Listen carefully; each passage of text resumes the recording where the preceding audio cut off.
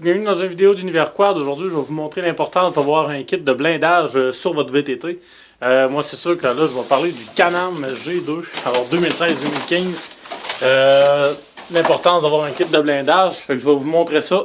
Allez, je vais vous démontrer en visuel l'importance d'avoir un kit de blindage avec le petit bad luck qui m'est arrivé cet été. De crocheter une bonne roche en sentier. Vous voyez ici en dessous là, l'aluminium déchiré, ben pas déchiré, arraché si je peux dire. Il a dû en rester sur la roche certain. Fait que vous voyez comment que c'est assez laid finalement. J'ai essayé de la redécrocher par en dedans pour la ressortir un peu, puis l'aluminium ne répond pas. Elle absorbe pas mal des chocs, ça prendrait quasiment une presse. Même ici, un autre petit bad luck. Fait que vous voyez que c'est plus droite ben.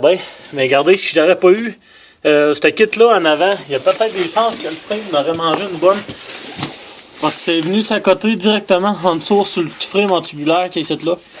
Là, présentement, je vais rajouter même les tables de roue que j'avais pas mis. Moi, ce que j'avais fait, j'avais mis le kit ici en avant, celui d'en dessous, la plate, les deux chaque barre finalement où c'est les marchepieds. Je vais essayer de vous montrer un peu comme ça. Où c'est les marchepieds ici, le centre, le derrière. Et j'ai rajouté le derrière où c'est les différentiels aussi. Mais j'ai pas rajouté celui-là sur le bord des roues. Je voyais pas l'utilité pour faire du sentier. Mais finalement, avec ce bad luck là, bah, je me suis dit finalement en sentier ou dans le bois, peu importe, les bad lucks ça arrive.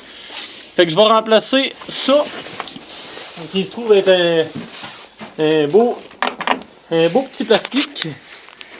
Un beau petit plastique mince qui est tout simplement tenu par une petite botte ici, puis le reste c'est climpé, rentré à la serre.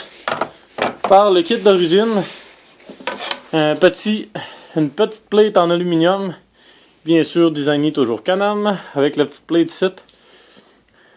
3 mm si je ne me trompe pas d'épaisseur. Si jamais vous posez la question, ceux qui ont mis ça ici, c'est pour éviter que une partie d'aluminium ici, si elle arrêtait ici, puis elle arrive une bad luck, puis ça crochisse.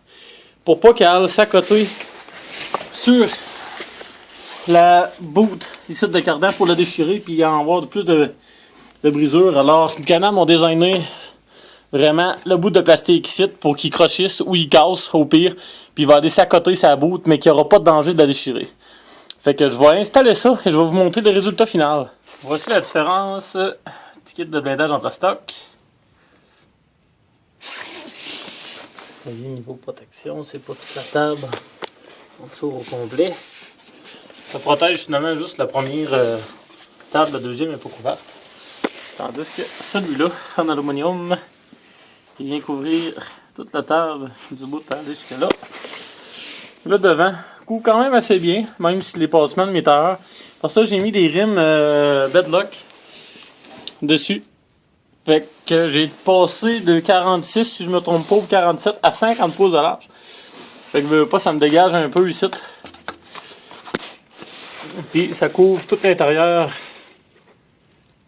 Finalement, les deux tables un peu. Fait que ça va, c'est avec un trou ici pour laisser sortir un peu les cochonneries. Fait que il va me rester celle-là à installer. Voici le résultat final.